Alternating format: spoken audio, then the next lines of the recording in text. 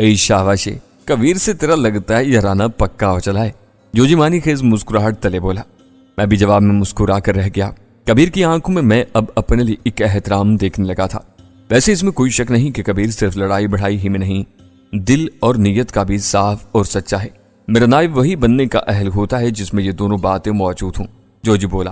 میں نے ہولے سے کھنکار کر کہا، جوجی مجھے کسی کی تلاش ہے۔ کون ہے وہ؟ جوجی نے بھویں سکیڑ کر میری طرف دیکھا۔ سجن ہے، بیلی ہے، یا پھر کوئی بیری؟ بیری ہی سمجھ لے۔ نام بتا۔ کالی لہر۔ میں نے کہا تو جوجی بھونچکا سا رہ گیا۔ کالی لہر؟ ہاں، لیکن پہلے مجھے بتا کہ تو گڑھ مولا کے بھانڈیل سائیں کو جانتا ہے یا کبھی اس کا نام سنا ہے تو نے؟ نام سنا ہوا تو لگتا ہے پر اچھی طرح نہیں جانتا، جوجی جواب میں بولا۔ کیا یہ بھی تمہارا دشمن ہے؟ اچانک کبیر نے مجھ سے سوال کر ڈالا۔ میں اور جوجی اس کی طرف تکنے لگے۔ میں نے کہا ابھی تو نہیں، لیکن کیا تم اسے جانتے ہو؟ جانتا تو کچھ زیادہ میں بھی نہیں ہوں اسے، پر میں نے اسے ایک جگہ کسی سے جھگڑتے دیکھا تھا۔ یہ کچھ دن پہلے ہی کی بات ہے، کبیر نے بتایا۔ کہاں، کس جگہ اور کس سے لڑتے دیکھا تھا؟ میں نے پوچھا۔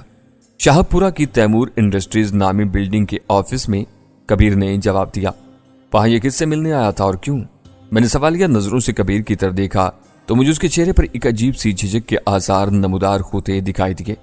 تاہم بولا، میں راجہ تیمور ہی سے اس وقت ملنے کے لیے گیا تھا جو اس انڈسٹری کا کرتا دھرتا ہے۔ میری تو اس سے ملاقات نہیں ہو سکی کیونکہ وہ اندر جس شخص کے ساتھ میٹنگ میں مصروف تھا وہ یہی بھانڈیل سائیں نامی آدمی تھا۔ وہ جب اس کے کمرے سے باہر نکلا تو غصے سے سرخ ہو رہا تھا، شاید اندر ان کے درمیان کوئی بدمزگی ہو گئی تھی۔ تمہیں کیسے پتا چلا کہ یہ بھانڈیل سائیں تھا جبکہ تم کہہ رہے ہو کہ تم اسے نہیں جانتے؟ میں نے بدستور اس کی جانب دیکھتے ہوئے سوال کیا۔ اس لیے کہ وہاں میں نے عملے کے کچھ لوگوں کو اس کے بارے میں بڑبڑاتے سنا تھا، کبیر نے جواب دیا۔ میرے منہ سے پرسوچ انداز میں برآمد ہوا، پھر بولا، تم راجہ تیمور سے ملنے کیوں گئے تھے؟ کون ہے وہ آدمی؟ میں نے دیکھا کہ میرے اس سوال پر وہ پھر جھجکنے لگا۔ یہی نہیں، جب اس نے بلا ارادہ جوجی کی طرف دیکھا تو وہ بھی اسے کھدیڑنے کی غرض سے بولا۔ ہاں کبیرے، بتا تو صحیح، تو وہاں کیا کرنے گیا تھا؟ کیا تو نے بھی کوئی انڈسٹری لگانا تھی؟ وہ ہنس کر بولا، نہیں استاد، یہ بات نہیں، بس وہ میرا اپنا کوئی ذاتی معاملہ تھا۔ کبیر پھر کنی کترانے لگا۔ ٹھیک ہے، مجھے تمہارے ذاتی معاملے سے کوئی غرض نہیں، لیکن راجہ تیمور کیا بھانڈیل سائیں کا کوئی دوست ہے یا کاروباری حریف؟ دونوں کے بیچ آخر جھگڑے کا معاملہ کیا تھا؟ میں نے وہاں استقبالیہ میں دو افراد کو ایک دوسرے سے یہی کہتے سنا تھا کہ دونوں پرانے شناسا ہیں اور دوست بھی۔ یہی نہیں، بھانڈیل سائیں راجہ تیمور کا محسن بھی رہا ہے۔ پھر نہ جانے اچانک ان دونوں دوستوں کے درمیان کون سا تنازع اٹھ کھڑا ہوا کہ بھانڈیل سائیں غصے میں لال پیلا ہو کر وہاں سے رخصت ہوا۔ کبیر نے بتایا۔ راجہ تیمور کون ہے؟ میں نے کسی خیال کے تحت دوبارہ یہ سوال کیا۔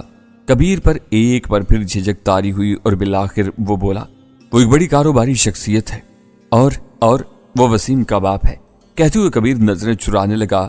مجھے ایک جھٹکا لگا۔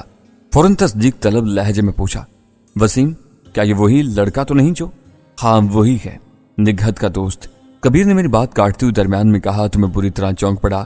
اوئے شاباش، اوئے، اور تو اپنے رقیب کے پیو سے ملنے کس واسطے گیا تھا؟ ذرا بتا تو۔ اچانک جوجی پھر کبیر کو گھورتے ہوئے بولا۔ جیسا کہ مذکورہ ہو چکا، جوجی مجھے کبیر اور وسیم کے درمیان وجہ تنازع کے بارے میں پہلے ہی بتا چکا تھا۔ اس کی جھجکنے کی وجہ بھی یہی رہی تھی۔ وہ استاد جی، میں وسیم کی اس کے باپ سے شکایت کرنے گیا تھا، کبیر نے جواب دیا۔ کیسی شکایت ہوئے؟ بس استاد، بچکانہ حرکت تھی میری ایک، اسی لیے میں اس سے ملے بغیر ہی لوٹ آیا تھا۔ مجھے معلوم ہے بچو، استاد جوجی مانی خیز انداز میں اپنا سر ہلاتے ہوئے اس سے بولا، تو وسیم کے پیو کے پاس اسی لیے گیا ہوگا کہ تو اس کے باپ راجہ تیمور کو دھمکی دے کہ اپنے پت کو سمجھا لے کہ میرے اور نکھت کے راستے سے ہٹ جائے۔ کیوں، یہی بات تھی نا؟ جی استاد جی، کبیر نے سر جھکا لیا۔ اور تو بدمعاش کب سے بن گیا؟ راجہ تیمور جیسا بڑا بزنس مین تو تجھے اٹھا کر اپنی بلڈنگ سے باہر پھینک دیتا۔ کچھ عقل نو ہاتھ پا، نگہت جب تیرے سے محبت کرتی نہیں کہ تو کیوں اس کے پیچھے پڑا ہوا ہے؟ استاد جی، اب یہی بات مجھے سمجھ آ چکی ہے، اس لیے میں بھی اب وسیم اور نگہت کے درمیان سے ہٹ گیا ہوں۔ کہتے ہوئے کبیر کا چہرہ اداسی اور غم ناکی کا مظہر نظر آنے لگا۔ مجھے اس کی گفتگو سے کوئی دلچسپی نہیں تھی۔ میرا دل اس انکشاف پر نہ جانے کیوں ان تین ناموں بھانڈیل سائیں، راجہ تیمور اور اس کے بیٹے وسیم کی تگڑم سے بری طرح دھڑکنے لگا تھا۔ اے شاباشے، اصل موضوع تو درمیان ہی میں رہ گیا۔ اچانک جوجی اپنے مخصوص لہجے میں بولا، سوراب، تو کسی کالی لہر شہر کے بارے میں بات کر رہا تھا، ہاں، میں جیسے خیالات کے گرداب سے ایک دم چونک کر بولا، ان سے تیرا کیا جھگڑا ہوا ہے؟ تب میں نے دھیرے دھیرے اسے سب بتا دیا۔ کبیر بھی غور سے سنتا رہا۔ میں خاموش ہوا تو کمرے میں چند سیکنڈ تک سکوت کی کیفیت طاری رہی۔ پھر جوجی بولا، تو فکر نہ کر، میں تیرے ساتھ ہوں، جو اور جیسی مدد چاہیے مجھے بتا۔ ملک قوم کے جرائم پیشہ عناصر کے خلاف کام کرنا ہی ہمارے فائٹر گروپ کا پہلا اصول ہوتا ہے۔ تجھے پتا ہے، جب ہم لڑائی بڑھائی سیکھنے کے لیے کوئی فائٹر کلب جوائن کرتے ہیں یا اپنا کلب بناتے ہیں تو سب سے پہلے یہی عہد کرتے ہیں کہ اپنی صلاحیت کا مجرمانہ یا غلط استعمال کبھی نہیں کریں گے، نہ ہی بلا وجہ کسی کو ستائیں گے ماں سوائے غلط کام کرنے والوں کے، اور یہ اصول ہر فائٹنگ سیکھنے والے کا ہوتا ہے۔ مجھے معلوم ہے، میں نے ہولے سے مسکرا کر کہا۔ ہاں، تجھے تو معلوم ہوگا ہی، کیونکہ تو بھی تو کسی فائٹر کلب کا ممبر ہے۔ جوجی بھی مسکرا دیا۔ اس بات پر مجھے اپنا وہ وقت یاد آیا جب میں کراچی میں تھا اور نادانستہ طور پر باس اقبال کی تنظیم کا اعلی کار بن گیا تھا۔ پھر انہوں نے ہماری تربیت کے لیے مجھے اور سلیم چالیا وغیرہ کو آنکھوں پر پٹی باندھ کر کسی نامعلوم مقام پر تربیت کے لیے بھیجا تھا، مگر میں جوجی کو کیا بتاتا کہ وہ تربیت سراسر اس اصول کے خلاف تھی۔ وہ تو اپنے جرائم کو تحفظ دینے اور تنظیم کے مفاد میں تھی، خواہ اس میں کسی بے گناہ کی جان ہی کیوں نہ چلی جاتی۔ یہ تو اللہ کا شکر تھا کہ بر وقت ان کے عزائم آشکار ہوتے ہی میں نے نہ صرف ان سے کنارہ کشی اختیار کر لی بلکہ الٹا ان کی بے خونی کے لیے کمر بستہ ہو گیا تھا۔ جوجی، مجھے خوشی ہوئی کہ تم ایسے اچھے اور ستھرے خیالات کے مالک ہو، ورنہ میں تو یہی سمجھا تھا کہ تم ڈر کے یا گھبرا کر انکار ہی نہ کر دو۔ ہرگز نہیں، جوجی ایک دم جوش میں آ کر بولا۔ میں پھر اپنی پہلی بات دہراؤں گا، صرف اپنے ہی فائٹر کلب کے گروپ کی نہیں بلکہ جتنے بھی ایسے کلب اور فائٹر گروپ ہیں وہ کبھی بھی مجرمانہ وتیرہ اختیار نہیں کر سکتے۔ ان کا پہلا اصول ہی یہی ہوتا ہے جو میں تمہیں بتا چکا ہوں۔ پھر ذرا رک کر اس نے کبیر کو گھورا، اس نے سر جھکا لیا۔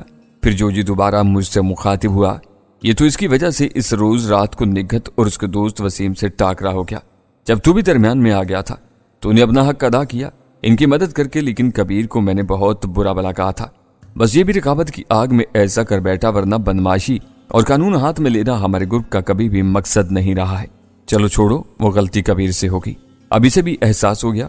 میں نے کبیر کے چہرے پر ایک بار پھر خفت اور شرمندگی کے آثار امڑتے دیکھے تو کہا، اس کی فاش غلطی تھی۔ جوجی کا ابھی تک ابال کم نہیں ہوا تھا، یہ حرکت ہمارے گروپ کو بدنام کر سکتی تھی۔ جانے دو آپ جوجی، یہ غریب معافی تو مانگ ہی چکا ہوگا۔ میں نے پھر کبیر کی وکالت کی۔ اتنے میں زبیر نے کھانے پینے کا سامان لگا دیا، چائے، بسکٹ، کیک اور نمکو تھے۔ یار اس کی کیا ضرورت تھی جوجی، میں نے کہا۔ کوئی بات نہیں، اتنا کچھ نہیں ہے، ذرا دماغ کھولنے کے لیے یہ سب ضروری ہوتا ہے۔ ہم چائے پینے لگے، باتیں بھی ہوتی رہیں۔ میں نے جوجی سے کبیر کو تھوڑے دنوں کے لیے مستعار لے لیا، نیز اسے یہ بات مکمل طور پر راز میں بھی رکھنے کی تاکید کر ڈالی۔ کبیر کو میں نے پہلا کام یہ سونپا کہ وہ کل سے تیمور انڈسٹری کا رخ کرے گا اور وہاں کچھ دنوں تک راجہ تیمور اور اس سے ملنے آنے جانے والوں کی جاسوسی کرے گا۔ مزید میں نے کچھ ضروری ہدایات بھی دیں کہ اس نے کرنا کیا ہوگا۔ وہ پرعزم تھا اور اپنا داغ دھونے کے لیے وہ گروپ کے اولین سنہرے اصول کی پاسداری اور اس کا اعادہ کرنے کے لیے پرجوش بھی تھا۔ جب میں وہاں سے جوجی کا شکریہ ادا کر کے رخصت ہونے لگا تو جوجی نے مجھ سے یہ بھی کہا کہ اور بھی لڑکے مجھے درکار ہوں تو بلا تردد بتا دوں۔ یہی نہیں، اس نے خود کو بھی پیش کرنے کی خامی بھری تھی۔ میں نے اس کا تہ دل سے شکریہ ادا کیا۔ اسی رات سدرا کا فون آیا۔ میرا دل تیزی سے دھڑکنے لگا تھا۔ وہ بیچاری کراچی میں اب بھی خطرناک حالات کا شکار تھی، اسی لیے جب بھی اس کی کال آتی مجھے ایسا ہی لگتا کہ کوئی بری خبر ہی ہوگی۔ سب خیریت ہے نا سدرا؟ میں نے اس کی آواز سنتے ہی دھڑکتے دل سے پوچھا۔ انکل مشتاق کا کار ایکسیڈنٹ ہو گیا ہے اور وہ جاں بحق ہو گئے ہیں، دوسری جانب سے سدرا نے ٹیلی فون پر بتایا، اور میرا دل جیسے رک رک کر دھڑکنے لگا۔ کب، کیسے؟ میں نے پوچھا۔ ابھی 1 گھنٹہ پہلے ہی مجھے اطلاع ملی تھی، ان کی لاش اسپتال میں تھی، وہیں سے مجھے مطلع کیا گیا تھا۔ سدرا کی آواز لرز رہی تھی، اس میں خوف بھی تھا اور دکھ بھی۔ ایک ایک کر کے مجھے سارے ہمدردوں اور دوستوں سے محروم کیا جا رہا ہے سوراب۔ وہ دکھ کے ایک انتہائی احساس تلے بولی۔ پہلے پپا گئے، پھر مما، اب انکل مشتاق، بس اب تو میں بچی ہوں یا پھر محمود۔ اس کے روندے ہوئے لہجے میں مایوسی اور احساس محرومی تھی۔ حوصلہ رکھو سدرا، اللہ کی لاٹھی پہ آواز ہے، میں تمہارے دشمنوں کی قبر کھود رہا ہوں۔ میں نے ازراہ تشفی کہا، مگر شاید اب میرے الفاظ اس کے لیے روایتی بن چکے تھے۔ وہ ویسی ہی مایوسی سے بولی، میرا اب دل نہیں لگ رہا کراچی میں، نہ کاروبار میں، سوچ رہی ہوں کہ سب کچھ وائنڈ اپ کر کے لاہور یا سیالکوٹ ہی آ جاؤں۔ اس کی بات سن کر میں نے پرسوچ انداز میں اپنے ہونٹ بھینچ لیے۔ وہ مارے بے بسی کے ہولے سے سسک پڑی۔ میں نے ایک لمبی سانس کھینچی، پھر اس سے کہا، میرا بھی یہی خیال ہے کہ ان حالات میں تمہارا وہاں رہنا اب مناسب بھی نہیں ہوگا، لیکن کاروبار اور دیگر معاملات اتنی جلدی وائنڈ اپ کرنا آسان نہیں، اس میں کئی دن بلکہ مہینے بھی لگ سکتے ہیں۔ تم ایسا کرو، خود ہی اپنے ضروری سامان کے ساتھ سیالکوٹ چلی آؤ۔ محمود ہوشیار آدمی ہے اور وفادار بھی، کاروبار کی باغ دوڑ فی الحال اس کے سپرد کراؤ۔ یہاں تم اسے ٹیلی فونک رابطے میں رہنا اور کبھی وہ خود بھی یہاں بوقت ضرورت آتا جاتا رہے گا۔ اسے بھی وہ لوگ زندہ نہیں چھوڑیں گے سہراب، سدرا نے فوراً کہا۔ وہ کافی سنبھلی ہوئی محسوس ہونے لگی تھی۔ یہ بتاؤ مشتاق کے ایکسیڈنٹ سے متعلق اب تک پولیس نے کیا کارروائی کی ہے؟ تھوڑی تفصیل بتاؤ، کیا واقعی یہ دانستہ حرکت کی گئی ہے؟ کیونکہ وہ تو تمہاری مما کے انتقال کے بعد ہی غائب ہو گئے تھے یا کر دیے گئے تھے۔ میں نے تمہارے مشورے کے مطابق فوراً ہی ان کی پراسرار گمشدگی کی رپورٹ پولیس کو دے دی تھی۔ انسپکٹر توصیف مجھے ایک اچھے انسان اور فرض شناس پولیس افیسر لگے تھے، وہی ان کی تلاش میں سرگرم تھے کہ یہ واقعہ ہو گیا۔ ان کی کار کو کسی ٹرک نے ٹکر مار دی تھی۔ انسپکٹر توصیف کو میں نے دشمنی کے سلسلے میں بتا رکھا تھا، ظاہر ہے پولیس سے کوئی بات چھپائی نہیں جا سکتی۔ البتہ میں نے واشگاف انداز تو مصلحتاً نہیں اپنایا تھا، تاہم اس قسم کا اشارہ ضرور دے دیا تھا، لہذا انسپکٹر توصیف نے اس حادثے کی تفتیش بھی انہی خطوط پر کی اور لاش کا پوسٹ مارٹم کروانے پر انکشاف ہوا کہ مشتاق انکل کو ایکسیڈنٹ سے پہلے ہی ہلاک کیا جا چکا تھا۔ اوہو، تو پھر ان کی کار کون چلا رہا تھا؟ میں نے الجھ کر پوچھا۔ انسپکٹر توصیف کے مطابق کسی نے کار کو اچانک شاہراہ فیصل پر روک کر کھڑی کر دی اور خود اتر گیا ہوگا، چونکہ یہ سب پلانٹڈ تھا، اسی لیے پیچھے آنے والا ایک ٹرک ان کی کار کو ٹکر مارتا ہوا نکل بھاگا۔ میں نے ایک طویل ہمکاری بھری آگے سنو۔ انسپکٹر توصیف کی اس حادثے سے متعلق اصل تفتیش کا نتیجہ آشکار ہوتے ہی اسے بھی گولی مار کر شہید کر دیا گیا۔ اوہ میرے خدا، میرے منہ سے بے اختیار برآمد ہوا۔ یہ لوگ بہت خطرناک ہوتے جا رہے ہیں سہراب، میں اب کراچی میں نہیں رہ سکتی۔ سدرا کی آواز ایک بار پھر بھرانے لگی تھی اور خوف سے لرزنے لگی تھی۔ تم پہلی فرصت میں وہاں سے کوچ کرنے کی کوشش کرو، بلکہ ایسا کرو سردست اپنے ساتھ محمود کو بھی لے آؤ، یہاں بیٹھ کر باقی وہاں کی کوئی پلاننگ سوچ لیں گے۔ تم بتاؤ کیسے ہو، وہاں کیسی گزر رہی ہے؟ فوزیہ راحیلہ تو ٹھیک ہے نا؟ اس نے دریافت کیا۔ وہ بھی ٹھیک ہے، یہاں میں اقبال کی جڑیں کھودنے میں لگا ہوں، بہت جلد اس سلسلے میں کوئی نتیجہ برآمد ہونے والا ہے۔ تھوڑی دیر مزید گفتگو کے بعد میں نے رابطہ منقطع کر دیا۔ فوزیہ راحیلہ کو میں نے سدرا کی تازہ ترین صورتحال سے آگاہ کر دیا تھا۔ اس رات ہم نے مل کر کھانا کھایا۔ میں نے دیکھا راحیلہ کچھ چپ چپ سی دکھائی دیتی تھی۔ میں نے اسے معمولی تبدیلی سمجھ کر زیادہ غور نہیں کیا، لیکن فوزیہ بار بار میری طرف کچھ ایسی نگاہوں سے تکنے لگتی جیسے وہ مجھ سے کچھ کہنا چاہتی ہو۔ کوئی بات ہے؟ میں نے کھانے کی میز پر فوزیہ کی طرف دیکھ کر پوچھ لیا۔ وہ گھبرا سی گئی اور جانے کیوں راحیلہ پر ایک نگاہ ڈالی۔ خود راحیلہ بھی قدرے چونک پڑی تھی، یوں جیسے خیالات کے بھنور میں غوطہ زن ہو۔ کیا کسی نے مجھ سے کچھ کہا؟ میں نے فوزیہ سے کہا ہے کوئی بات ہے؟ نہیں، ایسی تو کوئی بات نہیں، فوزیہ جلدی سے بولی اور کھانے میں مشغول ہو گئی۔ راحیلہ بھی خاموش ہو گئی، میں بھی خاموشی سے کھانا کھانے لگا۔ کھانے سے فارغ ہو کر راحیلہ اور فوزیہ اپنے کمرے میں چلی گئیں۔ میں اپنے کمرے میں آ گیا۔ ابھی مجھے تھوڑی ہی دیر ہوئی تھی کہ دروازے پر دستک ہوئی۔ آ جاؤ، دروازہ کھلا ہے، میں نے ہولے سے کہا۔ دروازہ کھلا، رحیم بابا اندر داخل ہوئے۔ بابا چائے کی چھٹی، نیند آ رہی ہے، ذرا جلد سوؤں گا، میں نے انہیں دیکھتے ہی کہا، کیونکہ مجھے معلوم تھا کہ وہ چائے یا کافی کا پوچھیں گے، مگر وہ بولے وہ تو ٹھیک ہے بیٹا، مگر تمہارا فون ہے۔ میرا فون؟ میں چونکا۔ اوہو، نادو کا تو نہیں؟ میں بڑبڑایا۔ کوئی اجنبی لگتا ہے، مرد کی آواز تھی۔ رحیم بابا نے کہا اچھا چلو میں آتا ہوں، میں نے کہا اور الجھے ہوئے ذہن کے ساتھ بستر سے اٹھ کر نشست گاہ میں پہنچا۔ وہاں زیرو پاور کا بلب روشن تھا۔ رحیم بابا نے لائٹ آن کرنا چاہی مگر میں نے منع کر دیا۔ پھر میں ریسیور اٹھانے تک وہ خود بھی چلے گئے تھے۔ ہلو، میں نے ریسیور کان سے لگاتے ہی ماؤتھ پیس پر کہا۔ سہراب، دوسری جانب سے استفساریہ آواز ابری جو مردانہ تھی اور خاصی گھٹی گھٹی۔ ہاں معاف کیجیے گا، میں آپ کو پہچان نہیں سکا۔ آپ کون؟ میں نے سنجیدگی سے کہا۔ فضول سوال چھوڑو اور میری بات غور سے سنو۔ دوسری جانب سے اس بار بھیڑیے جیسے وہ راہٹ سے کہا گیا اور یک لخت میں رگیں گرم ہونے لگیں۔ ہمارے راستے سے ہٹ جاؤ، تمہیں کچھ نہیں ملے گا۔ تم بول کون رہے ہو؟ میں نے اس کی تہدید پر بلا خوف کہا۔ عادل کے قتل والے معاملے کو جتنی ہوا دو گے اس میں تمہارا اپنا ہی نقصان ہوگا، دوسری جانب سے کہا گیا۔ میری ساری حسیات اس وقت ایک دم بیدار ہو چکی تھیں۔ میں سمجھ رہا تھا کہ بولنے والا آواز ہی نہیں اپنا لہجہ بھی بدلے ہوئے ہے، تو گویا میں عادل کے قاتل سے مخاطب ہوں۔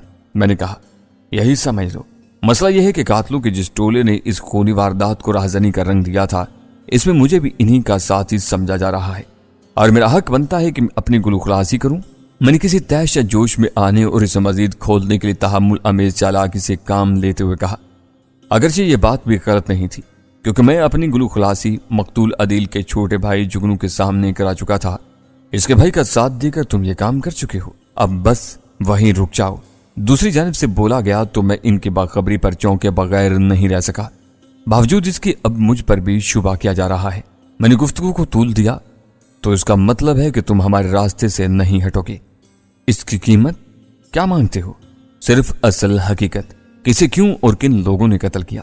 بظاہر میرا سوال بے وقوفانہ تھا، مگر میں ایسے چھپے ہوئے مجرموں کی نفسیات سے اچھی طرح واقف تھا جو پردے میں رہتے ہوئے حریف کو متاثر کرنے یا اسے دباؤ میں لانے کے لیے سچ بھی اکل دیا کرتے ہیں۔ اس کا قصور بھی یہی تھا جو تمہارا ہے، وہ ہماری کھوج میں پڑ گیا تھا۔ دوسری جانب سے جواب میں کہا گیا، تم لوگ ہو کون؟ بالآخر میں نے پوچھا۔ دوسری جانب سے رابطہ منقطع ہو چکا تھا۔ میں ایسی گیدڑ بھبکیوں میں آنے والا کب تھا، مگر بہرحال میرے اندر ایک نئی خود بدھ ہونے لگی تھی۔ ایک چھپے ہوئے خطرناک دشمن کا دھمکی پر اتر آنا میری فتح کی دلالت کرتا تھا۔ میں ریسیور کریڈل پر رکھ کر اپنے کمرے میں پہنچا ہی تھا کہ چونک پڑا۔ اندر فوزیہ موجود تھی، وہ شاید میری ہی منتظر تھی۔ اس وقت کس کا فون آ گیا تھا؟ اس نے میرے چہرے پر نگاہیں مرکوز کرتے ہوئے پوچھا۔ میں گہری سانس لے کر بولا، کوئی اجنبی تھا، دھمکیاں دے رہا تھا۔ اب خدا را تم پریشان نہ ہو جانا، ان حالات میں یہ سب چلتا ہی رہتا ہے، میں نے فوراً کہا۔ وہ خاموش ہو گئی، اس کا سبھی چہرہ کسی گہری سوچ میں مستغرق تھا۔ میں یہی سمجھا کہ وہ میرے فون کے سلسلے میں پوچھنے آئی تھی، مگر معلوم ہوا ایسا نہیں تھا۔ کیا بات ہے فوزیہ؟ تم شاید کچھ کہنا چاہتی ہو۔ میں نے غور سے اس کے چہرے کو دیکھا اور اس کے قریب ایک کرسی کھسکا کر بیٹھ گیا۔ اس نے گہری سانس لی اور خلاؤں میں نگاہیں گاڑ کر بولی، مجھے تم سے راحیلہ کے متعلق کچھ کہنا تھا۔ کیا؟ وہ کچھ بدلی بدلی سی ہوتی جا رہی ہے۔ کیا مطلب؟ میں نے سوالیہ نظروں سے دیکھا۔ ہو سکتا ہے اس کی طبیعت ٹھیک نہ ہو، پہلے میں بھی یہی سمجھی تھی، مگر وہ کہتے کہتے رک گئی۔ مگر کیا؟ میں نے ایک تفکر امیز بے چینی سے پوچھا۔ فوزیہ نے اس بار بولنے میں جلدی نہیں کی۔ اس کے چہرے پر کچھ ایسے آثار نمودار ہوئے تھے جیسے کسی پرسکون جھیل کی سطح ایک دم ہی متلاطم ہو گئی ہو۔ اس کے لطیف چہرے پر الجھی ہوئی سوچوں کا ایک جال سا بن گیا تھا۔ وہ کچھ کہنا چاہ رہی تھی، مگر شاید اسے مناسب الفاظ نہیں مل پا رہے تھے۔ بولو فوزیہ، ایسی کیا بات ہے؟ میں نے نہایت محبت سے اپنا ایک ہاتھ اس کے شانے پر دھیرے سے رکھا۔ کیا تمہارے اور اس کے بیچ کوئی سنجیدہ نوعیت کی بحث ہوئی ہے؟ نہیں تو ایسی تو کوئی بات نہیں ہے، بس مجھے لگتا ہے جیسے وہ کہیں کھوتی جا رہی ہے۔ کھل کر بات کرو پلیز، مجھے لگتا ہے راحیلہ اندر ہی اندر کچھ کر رہی ہے۔ فوزیہ کے اس اصرار بھرے لہجے اور بات نے نہ جانے کیوں میرے رگے پہ میں ایک سنسنی سی دوڑا دی تھی، لیکن دوسرے لمحے ایک عجیب بات ہوگی۔